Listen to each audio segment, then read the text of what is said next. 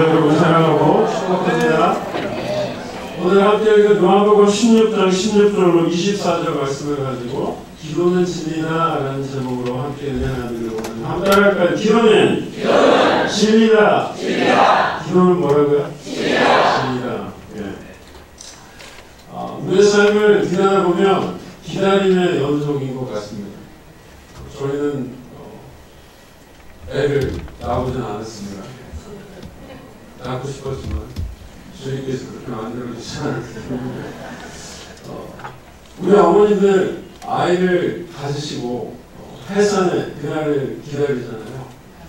굉장히 어떻게 보면 두렵기도 하고 기쁨의 날입니다. 아이를 낳고 나면 어떻습니까? 이제 어떤 기다림이 있죠? 아이가 잘 들어올까? 무사할까? 공부는 잘할까? 잘 클까? 이런 생각들이 있는 거죠.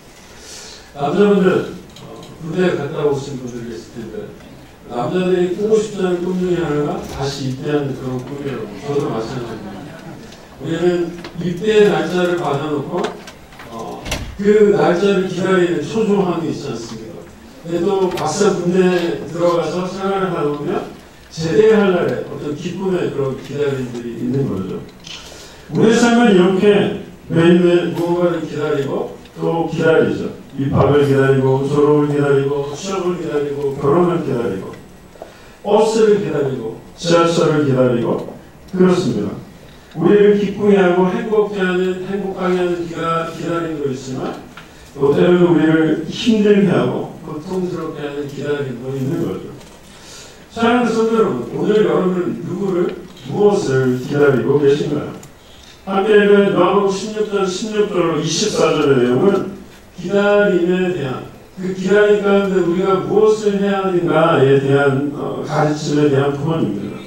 함께 이 말씀을 통해서 함께 은혜를 나누기를 원하는데요. 다른 복음서와 달리 요한복음은 예수님의 십자가 죽음을 이야기하기 전에 제자들을 위한 예수님의 가르침을 무려 요한복음 13, 14, 15, 16, 17장 5장을 할애해서 말씀을 하고 있습니다. 오늘 우리가 함께 읽은 요한복음 16장 16절로 24절의 말씀 역시 예수님이 십자가 죽음을 앞두고 제자들에게 가르쳐주시는 가르침의 일부입니다. 예수님과 제자들의 마지막 대화는 이렇게 시작이 되는데요. 16절입니다. 조금 있으면 너희가 나를 보지 못하겠고 조금 있으면 나를 보리라 하시니 16절의 말씀은 이해하기가 좀 어려운 부분이 있습니다. 무슨 의미인지 쉽게 짐작이 되지 않죠? 이 말씀을 듣고 있던 제자들 역시 예수님이 지금 자기들에게 이야기하는 16절 조금 있으면 너희가 나를 보지 못하겠고 조금 있으면 나를 보겠다는 그 말씀이 무슨 의미인지 이해하기 어려웠어요. 그리고 자기들끼리 도대체 지금 주님께서 무엇을 이야기하고 있는 것이냐라고 서로 질문하게 됩니다. 예수님은 제자들이 자신이 하신 말씀에 대해서 이렇게 이해하지 못하는 것을 아셨어요. 그래서 그 말씀에 대해서 20절에서 이렇게 설명해 주십니다. 내가 진실로 진실로 너희에게 이르노니 너희는 독하고 애통하겠으나 세상은 기뻐하리라. 너희는 근심하겠으나 너희 근심이 도리어 기쁨이 되리라. 16절에서 말씀하신 내용을 설명해 주는 20절의 내용 역시 이해하기가 쉽지 않죠. 대신 예수님이 이 말씀을 통해서 제자들이 무엇을 깨닫기를 원하셨던 걸까요? 어떤 의미를 그들이 깨닫기를 원하셨던 걸까요? 지금 예수님이 제자들에게 하시는 이 말씀들을 우리가 이해하기 위해서는 이 대화가 어떤 상황 속에서 이루어지고 있는가를 살펴볼 필요가 있습니다. 앞서 말씀드렸듯이 지금 예수님이 제자들하고 이야기하는 이 상황은 무엇을 앞두고 있다고요? 예수님이 십자가의 죽음을 앞두고 있는 그런 상황입니다. 따라서 요한복음 16장 16절로 20절의 말씀 역시 그와 같은 예수님의 죽음을 앞두고 있는 상황이라는 것을 염두에 두고 이해해야 합니다. 그리고 예수님의 죽음이라는 창을 통해서 이 말씀 16절과 20절의 말씀을 생각하면 이런 의미가 됩니다. 16장 16절에서 조금 있으면 너희가 나를 보지 못한다는 말은 예수님이 조금 있으면 십자가에서 돌아가신다는 그런 의미입니다. 십자가에서 예수님이 돌아가시면 제자들은 더 이상 예수님을 볼 수가 없게 되죠. 따라서 예수님의 죽음으로 인해서 제자들이 애통해하고 기뻐할 수밖에 없게 됩니다. 반대로 예수를 죽인 유대 지도자들과 유대인들은 기뻐하게 되죠. 그러나 십자가에서 돌아가신 예수님은 몇일 만에 3일 만에 부활하게 됩니다. 그러기에 조금 있으면 다시 나를 보게 될 거다라고 예수님은 말씀하신 이유입니다. 예수님이 죽으셨다가 부활하게 되면 제자들의 슬픔은 오래가지 않고 그 슬픔은 결국 그들에게 기쁨이 되는 것이죠. 결국 예수님이 제자들과 나누는 마지막 말씀을 통해서 예수의 십자가의 죽음과 부활에 대해 말씀하고 있다는 것을 알 수가 있습니다. 그러나 또한 오늘 우리가 보고 있는 요한복음 16장 16절로 24절까지의 말씀은 2000년 전에 제자들에게 주셨던 말씀일 뿐만 아니라 오늘을 살아가는 저와 여러분을 위한 말씀이라고 한 줄 믿습니다. 그런 의미에서 예수님의 죽음과 부활에 대한 이 말씀은 예수님의 초림과 재림, 예수님이 이 땅에 처음 오셨던 그때와 다시 오실 그날에 대한 말씀으로 이해할 수도 있습니다. 초대교회의 많은 설교자들, 특별히 종교개혁까지 한 사람이었던 칼빈이라는 사람 역시 이 요한복음 16장 17절로 24절의 말씀을 예수님의 첫 번째 오심과 다시 오심에 대한 말씀으로 이해하고 있습니다. 자, 그렇다면 오늘 우리가 예수님의 초림과 재림 사역을 살아가는 우리들에게 주시는 이 말씀으로서 요한복음 16장 16절로 24절을 이해한다면 어떤 의미인지를 한번 생각해 보겠습니다. 20절을 다시 한번 보겠습니다. 내가 진실로 진실로 너희에게 이르노니 너희는 곡하겠고 애통하겠으나 세상은 기뻐하리라. 너희는 근심하겠으나 너희 근심이 오히려 기쁨이 되리라. 요한복음 16장 20절에 예수님의 제자들 입장에서 보면 예수님이 십자가에 돌아가실 때 제자들을 슬퍼하고 애통해했고 이 세상을 기뻐한다라고 말씀하고 있습니다. 그러나 예수님이 부활하실 것이기 때문에 제자들의 근심은 기쁨이 되는 것입니다. 예수님이 지금 어디 계십니까? 하늘에 계시죠. 하늘에 올라가셔서 그 때문에 예수님 지금 이 세상에 계시지 않습니다. 그러므로 예수님을 따르는 사람들은 예수님이 계시지 않기 때문에 슬퍼할 수 있습니다. 그러나 그 슬픔은 슬픔으로 끝나는 것이 결코 아닙니다. 예수님이 다시 오실 무엇이 있기 때문에 재림이 있기 때문에 기뻐할 수 있습니다. 재림 안에 우리 믿는 사람들의 슬픔은 기쁨이 되는 것입니다. 예수께서는 무덤에서 부활하신 후 제자들과 40여일을 이 땅 가운데 계셨고 감람산에서 하늘로 오르셨습니다. 그때 모습을 사도행전 1장 9절로 11절을 우리에게 이렇게 이야기합니다. 이 말씀을 마치시고 그들이 보는 데 올려져 가시니 구름이 그를 가리어 보이지 않게 하다. 올라가실 때 제자들이 자세히 하늘을 쳐다보고 있는데 흰옷 입은 두 사람이 그들 곁에 서서 이르되 갈릴리 사람들아 어찌하여 서서 하늘을 쳐다보느냐. 너희 가운데서 하늘로 올려주신 이 예수는 하늘로 가심을 본 그대로 오시리라 하였느니라.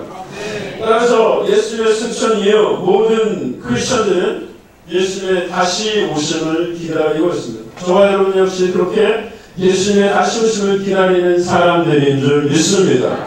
예수님이 깨지지 않는 동안 우리가 사는 이 세상에 우리에게 근심이 있을 수밖에 없습니다.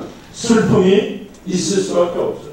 우리 삶 속에는 우리의 이성으로 우리의 생각으로 도저히 이해할 수 없는 그런 일들이 벌어지곤 합니다. 이것이 예수님께서 자신을 따르던 제자들과 그리고 오늘 주님을 믿고 따라가는 사람들에게 주시는 말씀의 의미입니다. 따라서 우리 삶에 문제가 있고 근심이 있고 슬픔이 있고 이해할 수 없는 일들은 너무도 당연한 사실입니다.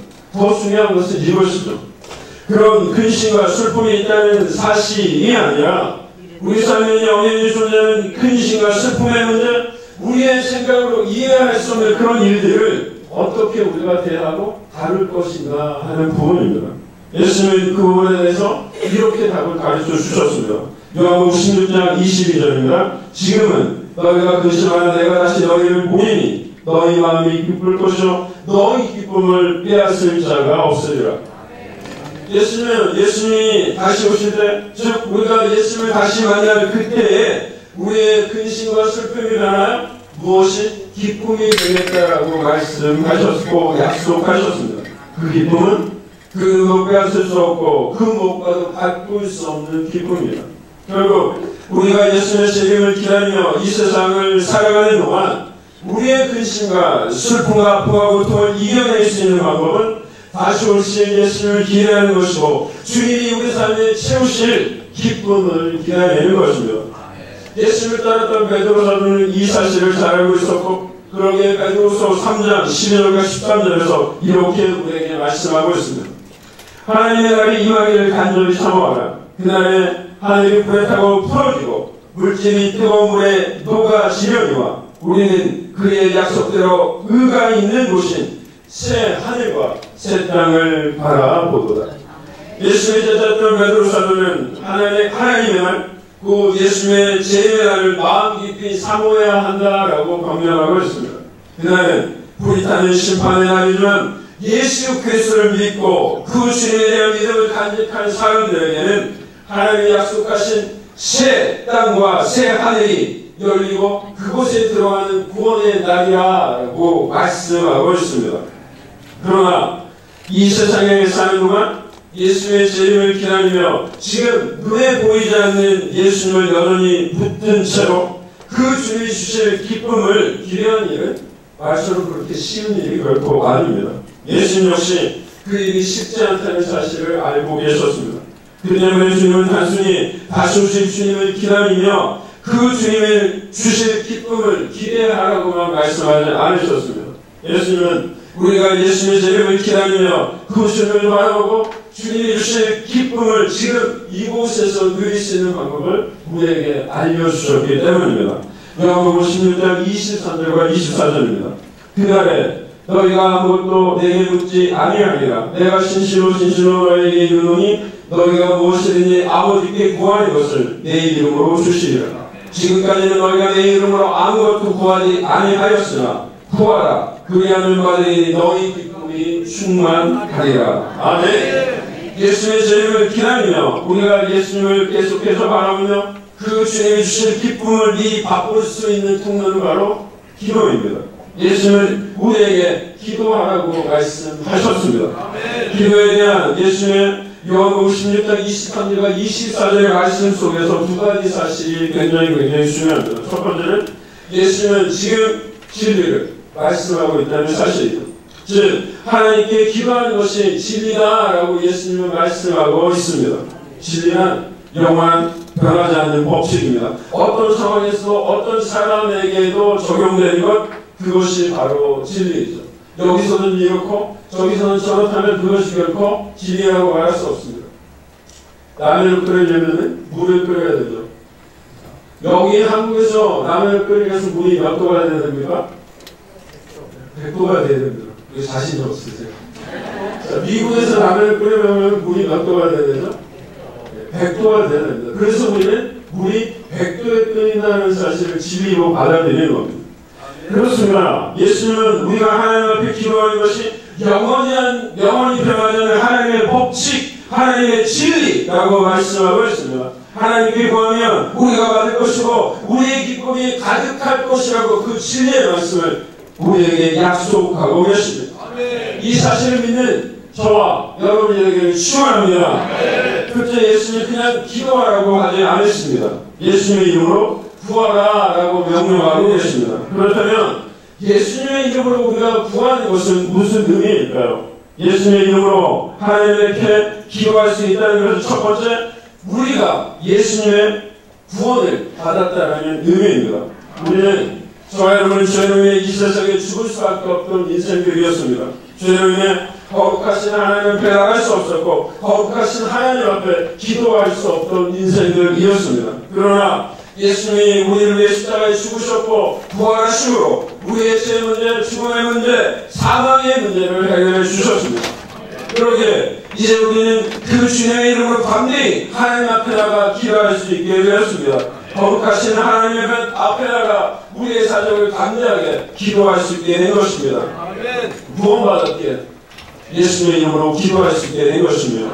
두 번째로 예수님의 이름으로 기도한다는 것은 예수님의 말씀, 예수님의 이름으로 기도한다는 것은 예수님이 우리의 기도가 응답될 것을 보장해 주시겠다라는 약속입니다. 우리가 하나님께 기도하면 하나님의 아들 되시는 예수님이 우리의 기도가 반드시 응답될 것이라고 약속해 주시는 것이죠. 어렸을 때 아버지 심부름을 한 적이 있습니다. 동네에 있는 가게에 가서 외상으로 뭘 사오라는 거예요.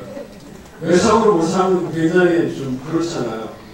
그래서 쭈삣쭈삣하면서 가게에 가서 그 주인 아저씨에게 저희 아버님 이름을 대고 저희 아버님이 조자 남자 애자신데 아버지가 이거를 외상으로 좀 가져가라고 합니다. 그랬더니 그 가게 아저씨가 선뜻 그 물건을 제게 주시는 거예요.